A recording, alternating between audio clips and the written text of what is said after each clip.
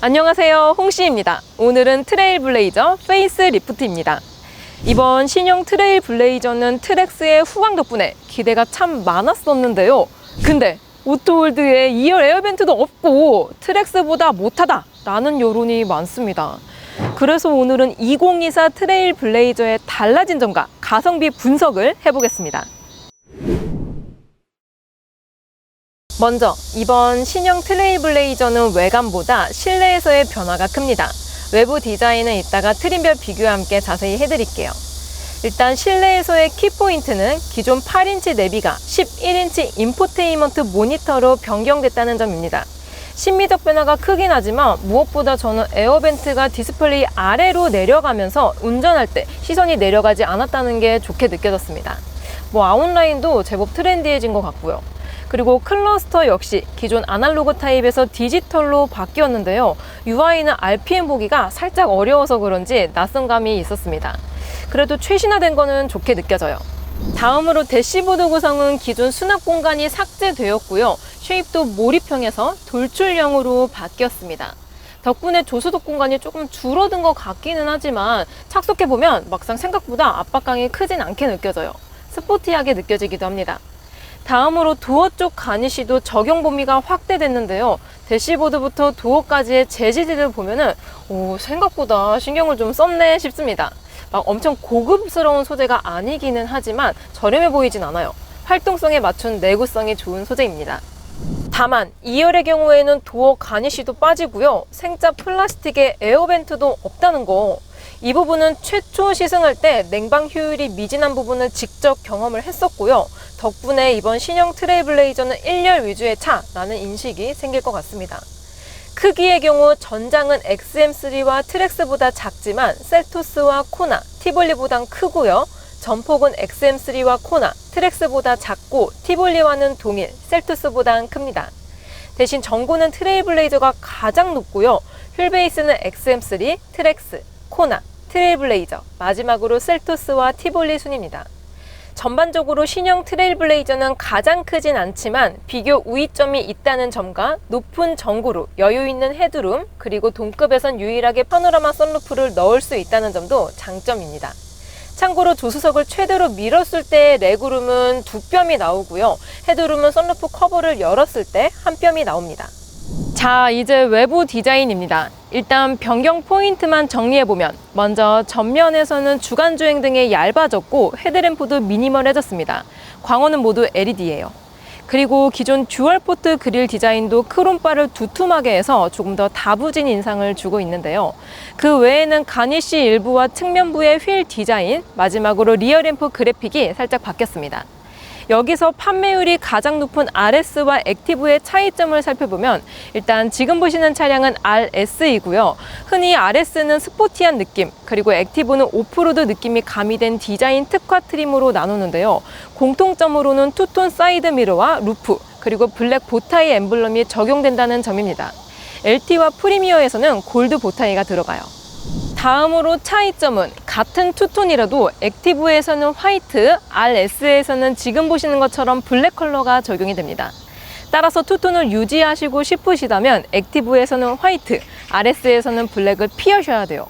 그리고 컬러 선택권에서도 피스타치오 카키, 어반 옐로우를 선택할 수 있고요. RS에서는 전용 컬러인 토피넛 브라운도 선택할 수 있습니다.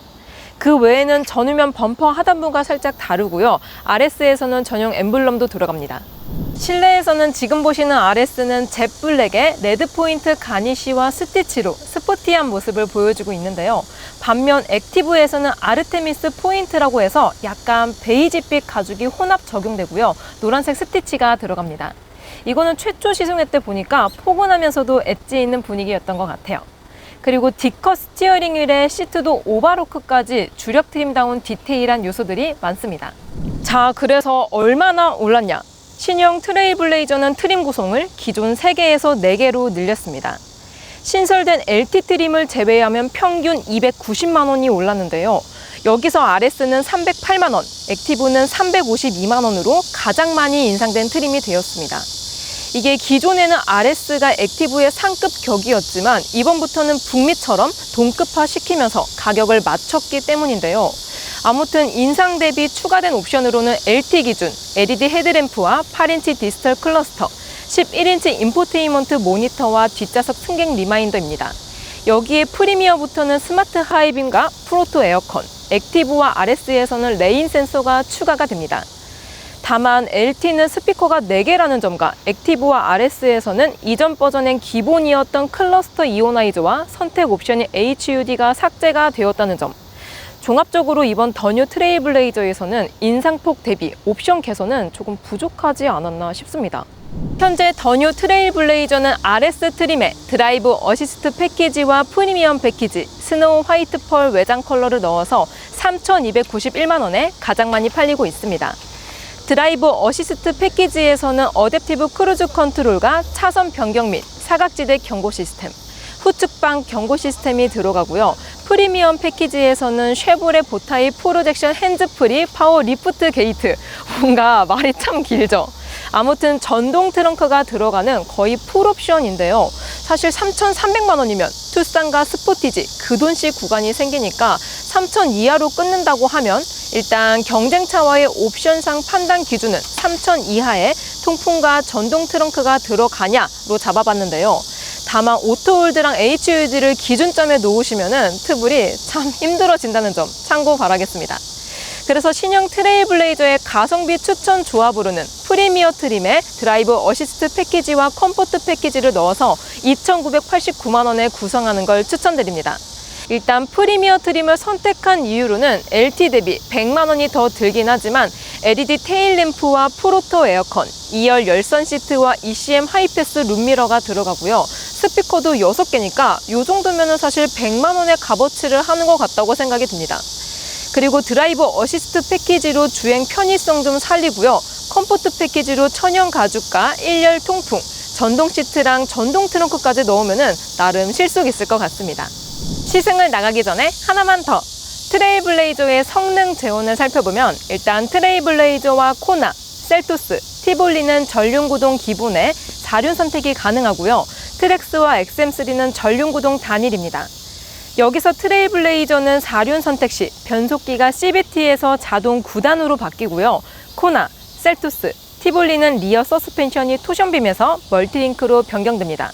물론 트레일블레이저에도 4륜 선택 시에는 Z링크가 추가되긴 하지만 경쟁차 멀티링크에 비하면 큰 요소는 아닌 것 같아요. 마력과 토크는 트레일블레이저가 156마력에 24.1토크로 트렉스 대비로는 17마력, 1.7토크가 높지만 그 외 경쟁차 중에서는 가장 낮습니다. 유지비 면에서는 복합연비 12.9km로 세금 포함 연 281만 원의 유지비가 들고요. 이는 트렉스, 코나와 근소한 차이긴 하지만 XM3와 함께 가장 적게 드는 축해에 속합니다. 자, 그럼 시승을 나가볼게요. 고! 짠! 더 뉴 트레일블레이저를 타고 주행 중입니다. 디테일한 시승기는 최초 시승회 때 말씀드렸기 때문에 오늘은 기능 위주로 느껴보도록 해보겠습니다. 먼저 트블 4륜 옵션의 정식 명칭은 스위처블 AWD입니다. 이게 상시 4륜 구동이 아닌 2륜으로도 바꿀 수가 있는데요. FWD로 전환하게 되면 프로펠러 샤프트의 회전을 차단해서 연비를 올려줄 수가 있습니다. 이렇게 2륜으로 주행할 때는 전륜 구동 방식이라서 지금처럼 포장이 잘 된 평지에서는 2륜으로 주행하시는 게 연비에 도움이 돼요. 참고로 4륜 모드 오프로드 시승기는 위쪽을 클릭해주세요. 오늘은 일상주행 구간에서의 4륜 차이를 느껴보도록 해보겠습니다. 먼저 지금 2륜 모드이고요. 차선 변경을 해볼게요. 워낙 빠릿한 타입이라서 별다른 문제 없이 안정적으로 움직여주고 있습니다. 자, 이렇게 다시 한번 해봐도 이게 승차감은 컴포트해졌어요. 구형에 비해서. 그래도 이 탄탄한 하체 감각은 여전히 가지고 있습니다. 재밌어요. 이제는 AWD 버튼을 누르고, 자, 지금 4륜 구동 모드입니다. 자, 다시 한번 차선 변경. 여전히 안정적으로 느껴져요. 사실 평지에서는 2륜 차이가 별로 안 느껴집니다. 자, 이렇게 다시 한번 해봐도 이렇게 2륜으로 갈 때보다 바퀴의 선의 곡선이 조금 더 작아지고 있긴 해요. 그리고 이 차체 흔들림, 롤링도 덜 하긴 한데요. 엄청 예민한 분이 아니시라면은 이렇게 평지에서는 큰 차이를 느끼기는 좀 어렵다고 생각이 듭니다. 그래도 좀 차를 과격하게 내몰 때에는 4륜이 접지감이 훨씬 좋아요. 자, 이번에는 가속감입니다. 보통 이 스포츠 모드에서는 스티어링의 담력이라든지 아니면 미션의 변속 패턴 등이 바뀌고는 하는데요. 신형 트레일블레이저도 마찬가지입니다. 자, 그럼 스포츠 모드로 바꾸고 저속에서 고속으로 브락셀! 얍! 오, 엄청난 엔진음과 함께 막 튀어나갑니다. 지금 5,500에서 변속이 되었거든요. 와, 속도가 금방 올라가고요. 고 RPM을 굉장히 적극적으로 사용하는 타입입니다. 이렇게 힘을 남김없이 쓰고 있다라는 느낌이 들어요. 이야, 진짜 잘 나가는데요? 여기서 속도를 살짝 낮추고 차선 변경도 같이 해볼게요. 고속에서의 차선 변경, 안전거리를 확보하고 있습니다.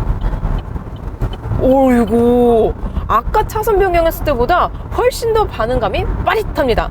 근데 이 핸들 무게감의 차이는 크지 않은 것 같아요. 더 뉴 트레일블레이저는 1.35 가솔린 터보 엔진에 AWD 추가 시에 자동 9단 조합으로 5600rpm에서 156마력, 1600부터 4000rpm에서 24.1토크를 발휘합니다.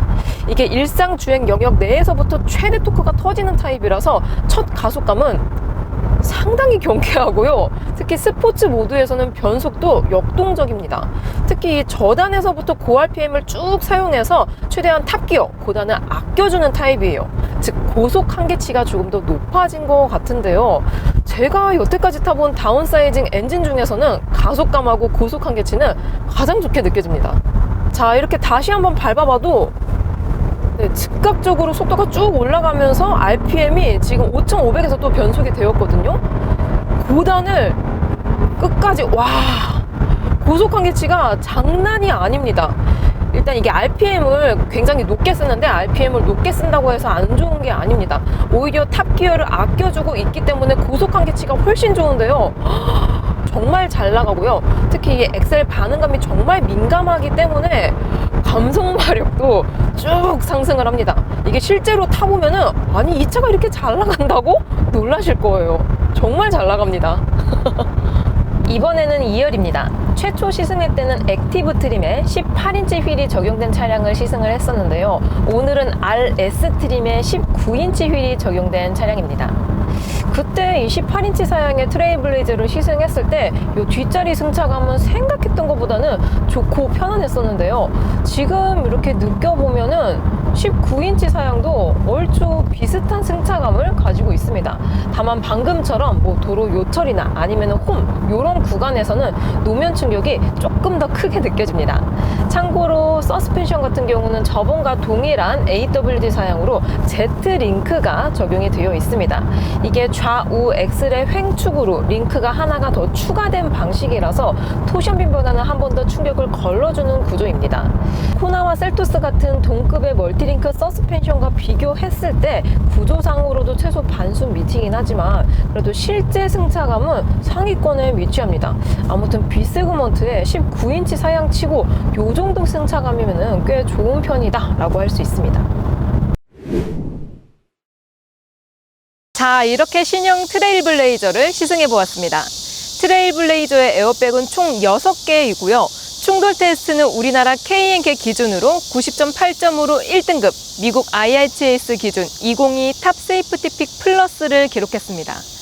리콜 사항으로는 전자 유압식 브레이크 부스터의 불량, 전면 카메라 및 리프트 게이트 소프트웨어 오류, 인포테인먼트 시스템 오류 등으로 리콜과 무상 수리가 이루어졌고요. 주요 불만 사항으로는 오토홀드 및 2열 에어벤트의 부재 등이 있습니다. 마지막으로 홍씨의 총평, 신형 트레일블레이저 어떠냐? 일단 오토홀드랑 2열 에어벤트가 중요하다고 하시면 답이 없습니다. 하지만 오프로드 주행성, 제가 최초 시승회 때 오프로드 주행을 했었는데요. 소형급의 이만한 오프로드 공식 행사가 없었습니다. 오프로드를 약 1시간가량 타본 소감으로는 막 쾌적하진 않았지만 소형치고는 꽤 갈만했었다입니다. 그래서 오늘의 결론, 신형 트레일블레이저의 장점으로는 예쁜 디자인의 준수한 성능감, 그리고 오프로드 주행력이라고 할 수 있겠고요. 단점으로는 중요 옵션, 오토홀드의 부재와 구성 대비 다소 비싼 가격대라고 할 수 있겠습니다. 저는 그럼 다음 영상으로 찾아뵐게요. 오늘도 저의 영상이 재밌고 도움이 많이 되셨다면 좋아요와 구독 그리고 알림 설정까지 다음 시간에 또 뵐게요. 안녕!